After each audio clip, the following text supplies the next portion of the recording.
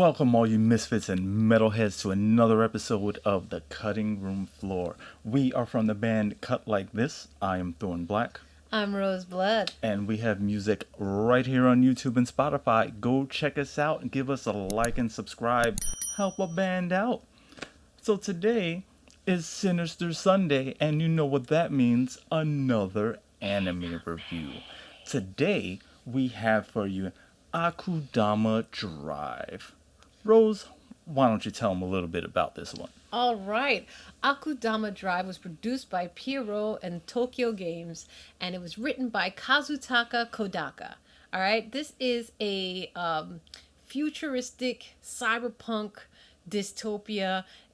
Somebody described it as, what if Blade Runner was directed by Quentin Tarantino? Yeah, and it's a pretty good description for the level of insane gore involved in this. It's very heisty, you know. It starts off with these criminals called Akudama are break out a bunch of people from the police, headquarters, whatever, and they accidentally grab this chick who is actually, she just didn't pay for her lunch or something like that. You know what I mean? Like, they thought that she was trying to do a dine and dash and stuff. And so she kind of gets swept up in with the real criminals. Not right? just her. There's two people. There's one other guy. There's another guy. Well, he was a criminal, though. He was serving a 4-year sentence. But he wasn't trying to be with that crew. He's a low...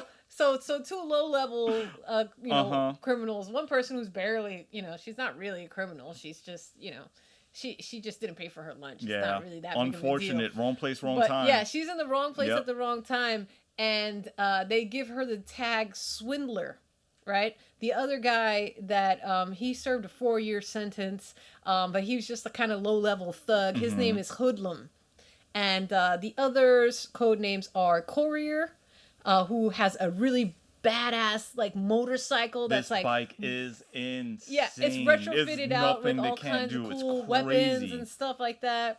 There's Brawler, who is just a badass fighter, and he has just insane strength. Hacker, his strength is out of hand, as you would imagine, is a hacker.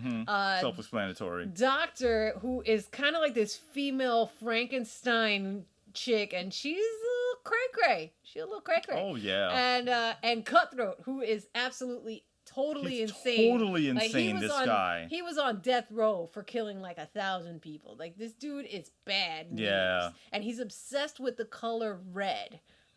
Not surprising. And he's all white. He's got white hair, and he's very pale, white clothes, because it shows off the color red when he kills people. All right? This dude is crazy. He's just totally insane. Totally nuts. And everybody's kind of walking a little tightrope next to him, because he's they know what he's capable of, and he will kill people without a moment's thought. A good person to have on your side, a bad person when he's not on your side. So anyways, this gang of misfits all gets kind of tossed together. And poor little swindler, she just has to keep faking. She's just faking it the whole time. And it's great because nobody believes her when she says certain things, because they think she's supposed to be there. Yeah, they just think that she's trying to make them think that she's more innocent than she is, because she has the nickname Swindler. And they are all assembled by this client who visits them in the form of a robotic black cat. Super cute. Anyways, so they get a mission, and it starts off, they think it's one mission, but it actually ends up being something totally different. It's so much bigger than they think it is. It's a much worse and more difficult mission than what they would have signed up for. But once they start, the wheels are in motion, and they're stuck with it, because they're wearing, of course, explosive collars, and so they have to accomplish this mission, otherwise they're gonna die. Which is seemingly impossible. This mission that they put them on, it's ridiculous. It is a totally ridiculous I'm okay, mission. this is why you didn't tell them what the mission was beforehand, because this is ridiculous. You want me to do what? Yeah, exactly. No. Exactly. They are put on a ridiculous mission that gets more ridiculous as it goes on, and it is further hampered by the executioners. The executioners are state-funded by the police and stuff, and they are there specifically to hunt down and kill or arrest Akudama. Because nobody They else usually come in a is pair. really strong enough to take these guys. These Akudama are out of hand, all of them. Yeah, because they have a really short life expectancy. They always come in a pair, right? So there's like the older veteran executioner, and then he always has kind of like a newbie rookie executioner that works with him as a partner, because they found that way they have something to live for. They live for each other to protect each other. And they don't go all kamikaze when they're fighting. Otherwise, they'll they just do most of the time. What is wrong with everybody in this anime? Yeah, this dystopia is really so messed bloodthirsty up. in this anime. I gotta say, It's really messed up. They are just fighting all the time. The fights are crazy. Everybody has like some weird, crazy personality to go along with their unique abilities, including the executioners. Oh yeah. Oh man. It's really cool. Yeah. I dug it a lot. The action starts right away. It's just nonstop. There's all kinds of cool stuff going on. And you got to be careful because there are serious, dire consequences in this anime as well. So you never know. Yeah, and let me tell you, this is not the typical horror stuff that we usually cover, but I wanted to share it with you guys because it is a dark story. Mm-hmm. This is a dark dystopian story. This future Kansai is not all it's cracked up to be. It's kind of like this, technocratic like hub. Everything is like futuristic and cool looking, but at the same time they're all concentrated in this one area because something has happened. Maybe some kind of bomb dropped or something like that.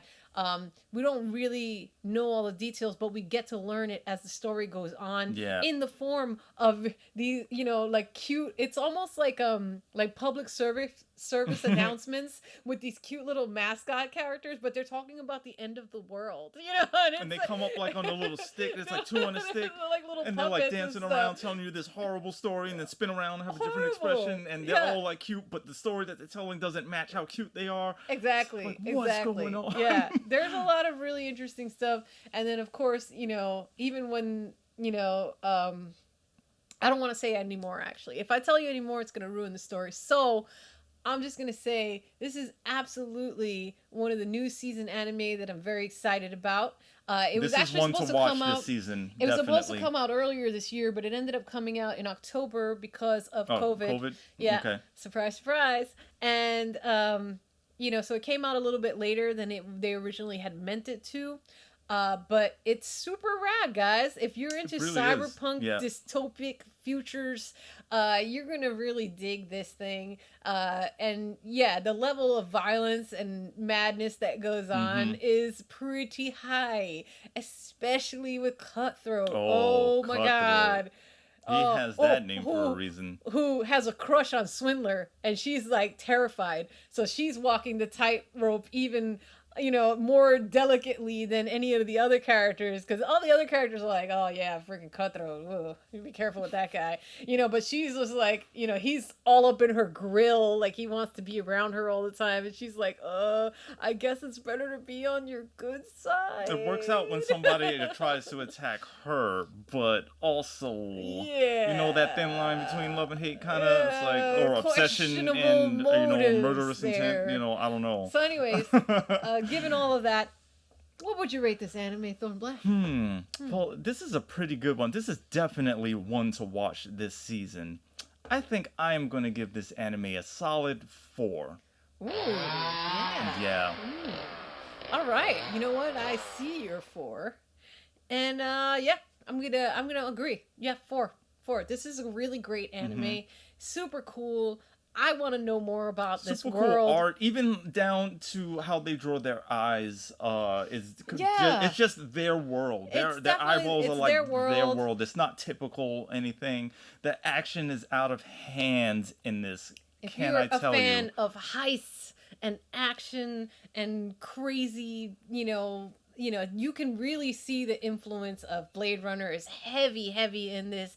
You want to see something kind of set in that world. If you're a fan of shows like Altered Carbon and things like that. You're gonna dig this. You should check it out. And it's really cool. There's some good twists in the story as well. Exactly. They lay like one you start thing out, off thinking that and there's one it's thing. not just what you think it is. They keep expanding, and it happens before even halfway through. I think what you think is going to possibly be the overarching thing, it's not. There's a lot more to it than that, and I gotta give them kudos for that.